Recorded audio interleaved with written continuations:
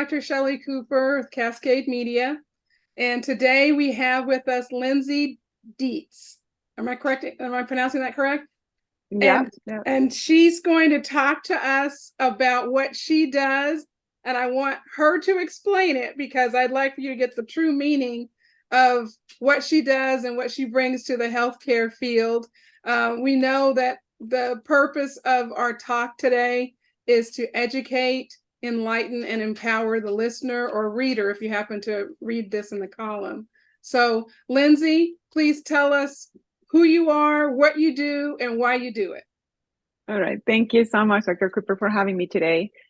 My name is Lindsay Dietz, and I'm originally from Venezuela. I'm living right now in Arizona. I go to the US back in 2007, and I am the owner and co-founder of the Shion Consulting, which is a consulting business supporting the behavioral health and advancing the trauma-informed care approaches, and also improving quality of care and the patient care continuum and compliance for the low income, underserved, and uninsured within the community health centers field.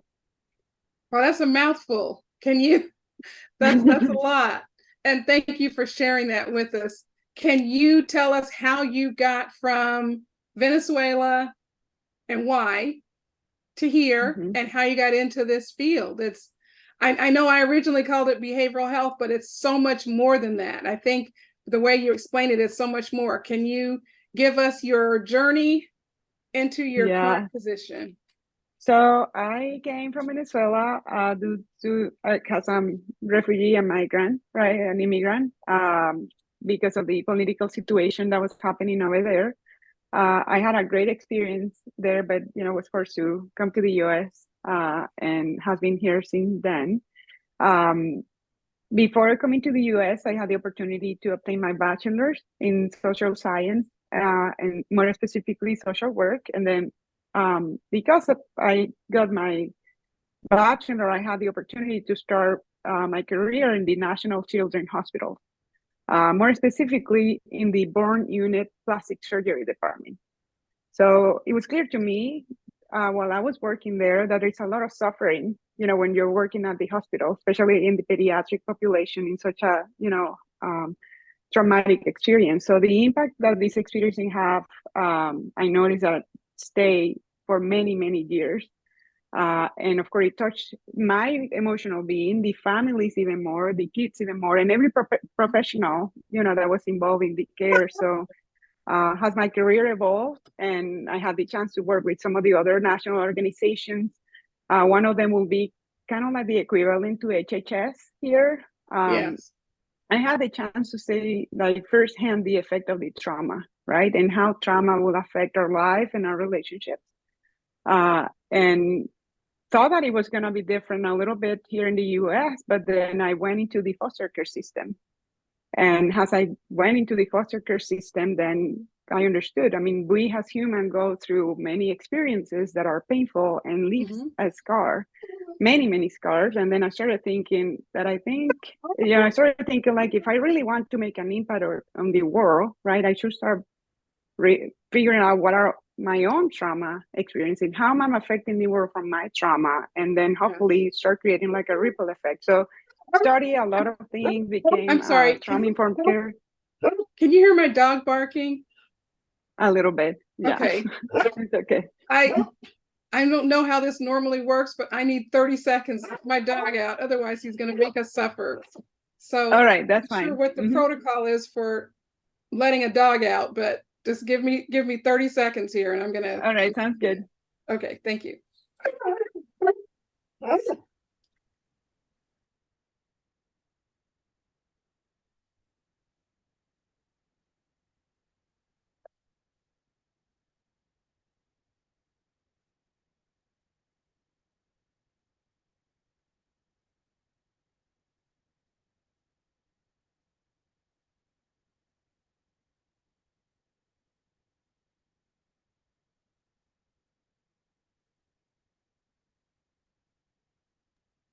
Okay, this is real life. This is what happens in real life. Okay, I'm sorry. So, Lindsay, you were telling us about trauma that you witnessed, or trauma that you witnessed the individuals who had witnessed trauma, and then your own trauma. Can you speak a Yeah. bit more about that? I think that there is, what it made me was aware of the second trauma that as a professional you get when you're, working with special populations or people who have gone through such a traumatic experience. There is definitely an impact that you receive as a professional. And then I became more aware into how I started seeing life differently because of that experience, right? Mm-hmm. As I travel more all over the country back home in Venezuela, and I had the opportunity to work with tribes and people, and just even some of the interactions that they had was multi-generational trauma that I could observe. So that experience made me aware of how trauma will impact and stay with us, and if we don't address it, it could last forever, and we kind of like perpetuate the cycle. So as I got here, I understood that the foster care system was even more filled up with it. And I started thinking like, what can I do, right? But it's almost like you start burning with an idea. What can I do? How can I do it better? So it wasn't until I got my one of the positions where I had the opportunity to serve all the health centers, community health centers, or federally qualified health centers in Arizona and half of the Nevada health centers, that I started seeing we are serving this population, low income special population. And as I was working with the quality improvement process and workflows and some of these professionals, they also had their own trauma and they bring it into it. Mm-hmm. So what could I do, right? And then COVID hit, right? I mean, there was a lot of projects we were trying to to push, and a lot of things that we were trying to do.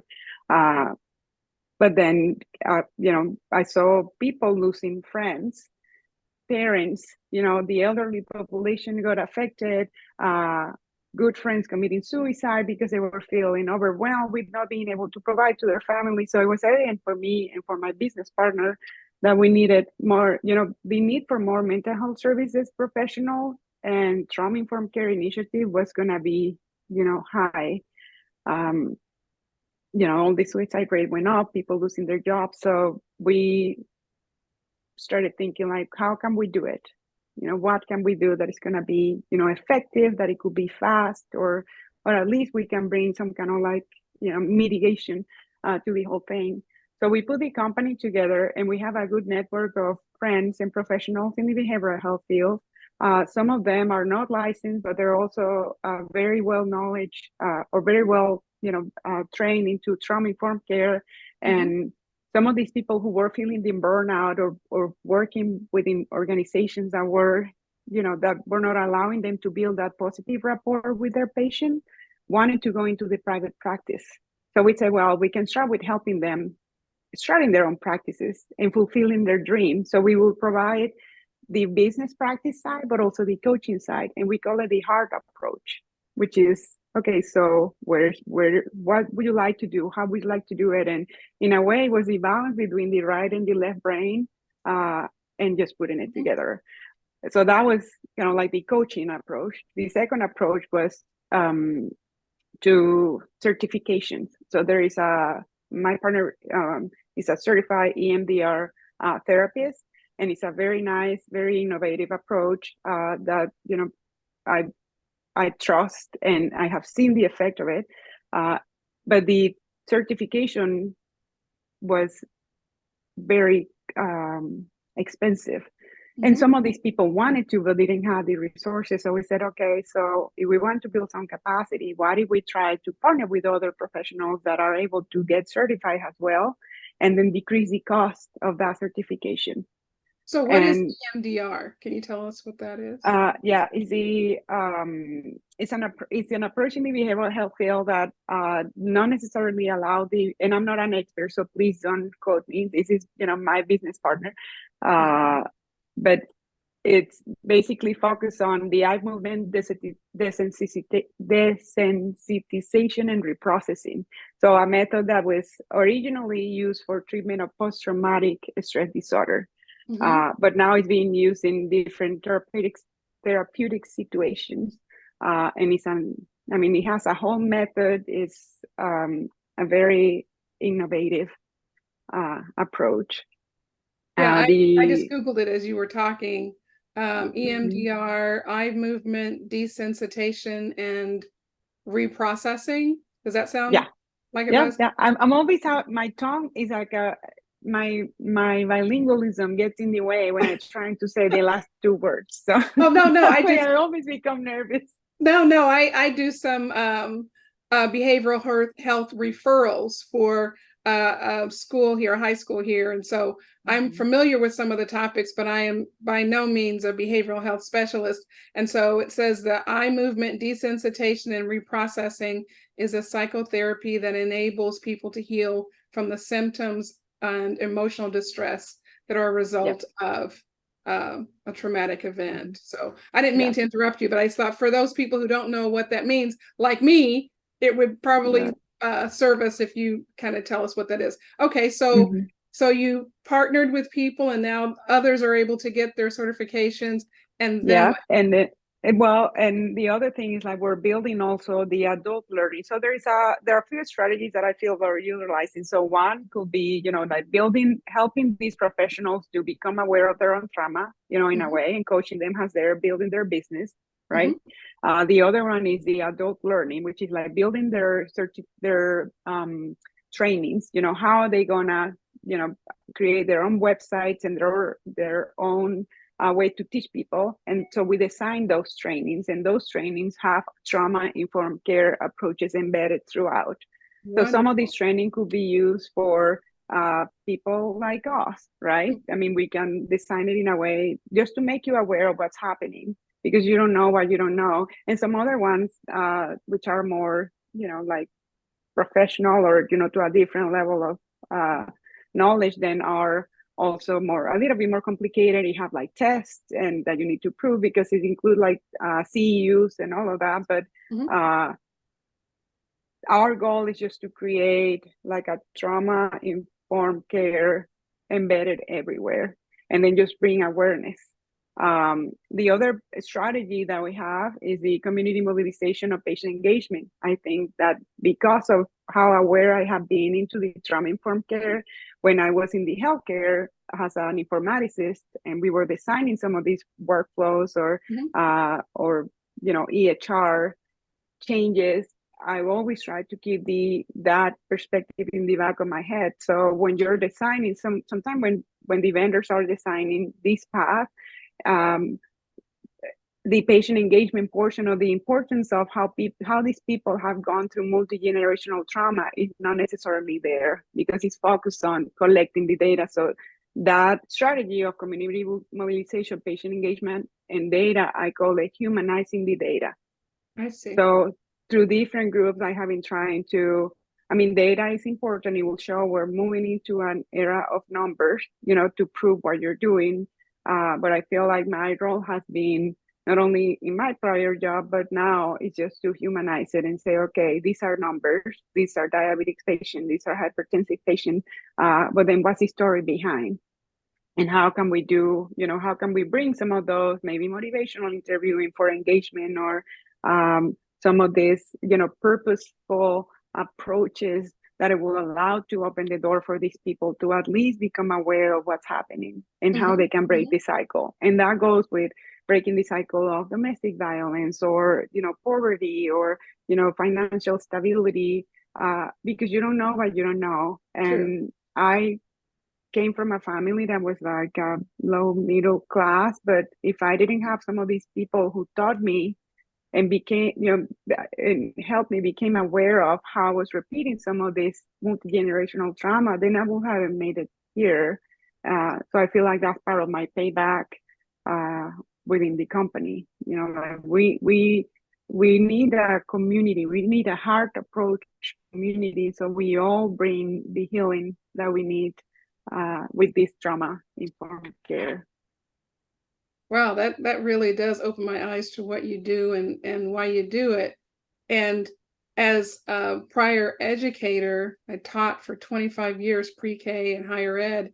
There is the experience of secondary trauma that takes place. And like you said, if you don't take care of your own trauma, then some of this exposure to secondary trauma can lead to triggers that might not be aware of, and might lead you toward a downward spiral unless you're able to really work through those situations and get the tools that you need to handle those types of things.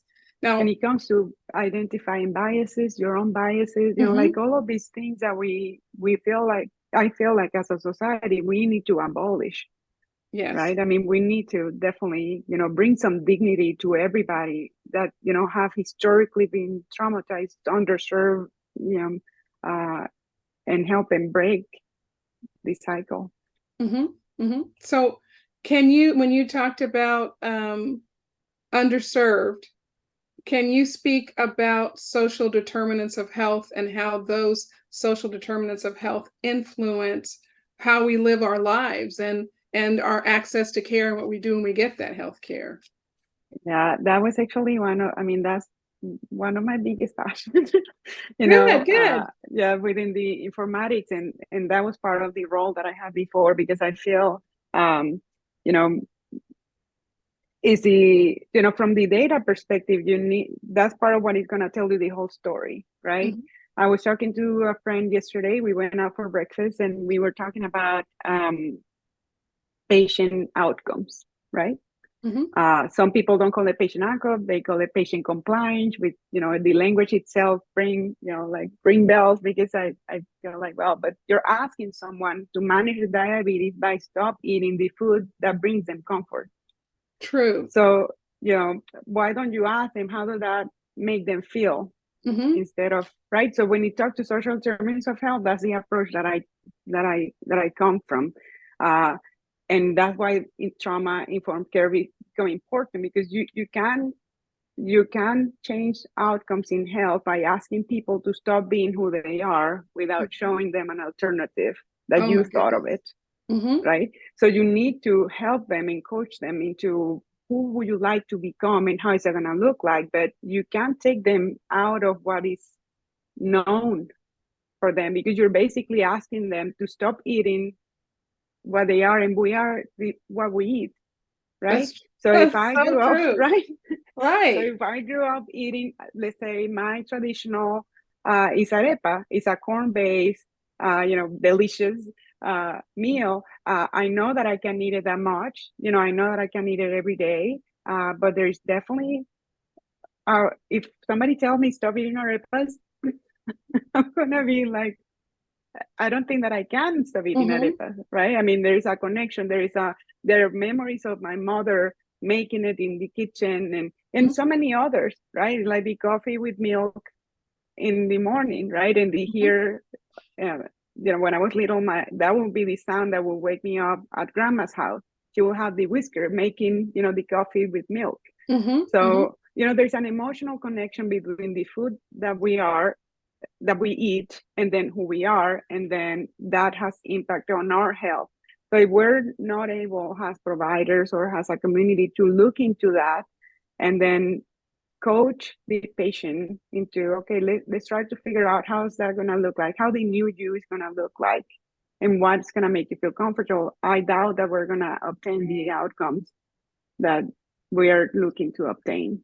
So that's the approach. That's why I feel trauma-informed care is so important, because it allows us to go through what have caused the pain or the scars, bring some healing to it, but at the same time create a new, you know, path that will bring those people the opportunity to break the cycle and then just become the best that they could be.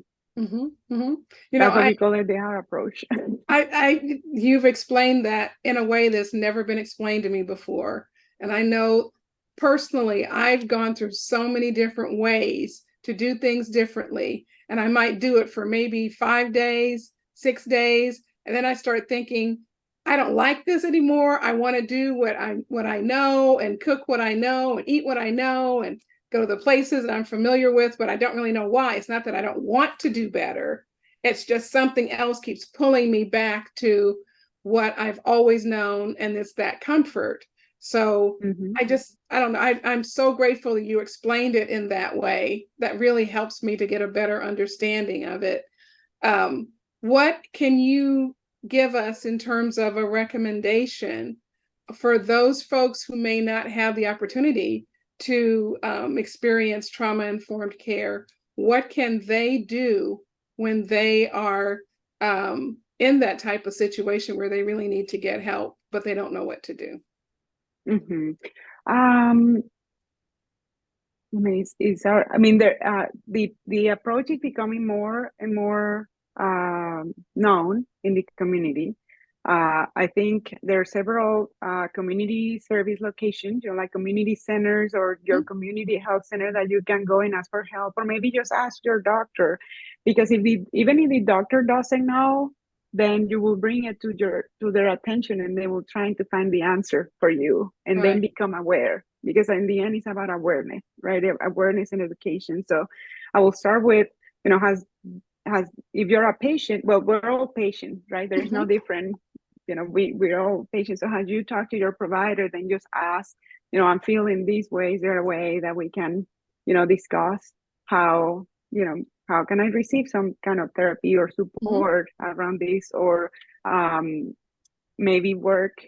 Then that's the beauty of the community health centers. Most of them are providing the holistic approach of behavioral health, nutritionist, provider, and it's a one-stop shop. So I will start with that. Go to your community health center, look for the one that you that is closer to you, and then you start asking the question. Asking the question is the first step, because then it means like there is an initiative where you can receive help. Most of us want to help. So that would be my That's recommendation. so enlightening. I think that really helps us to know, like you say, often you don't know what you don't know, but you need to ask for help and ask to, and if your provider doesn't have it, putting that little idea in their head will help them to try to seek that out and find that remedy for you. So Yeah. I know we're out of time. That time went by so fast. You shared so many important nuggets of information that I think would be so helpful for our listeners and our readers. And so in closing, I'd like to remind our readers, if this is an article, or our listeners, that if they have any additional questions about this conversation, they can email Dr. Cooper CMG at gmail.com. That's Dr. Cooper, DRCOOPER, and the CMG stands for Cascade Media Group at gmail.com. And Lindsay, can you give your contact information in case they'd like to follow up with you at a later time? Yeah. So my email will be Lindsay D. So LIND like David, SAY, and then D like David again, at ShionConsulting.com. So that's Lindsay D at ShionConsulting.com. Well, thank you. Thank you so much for your time today. And as always, we're trying to educate, enlighten, and empower here at Cascade Media. We appreciate your time. We appreciate your efforts. Thank you again. And that ends it for today. So have a great weekend. Thank you so much for having us. Okay, Thanks. thank you. Bye. The program is brought to you by the Kansas City Business Association.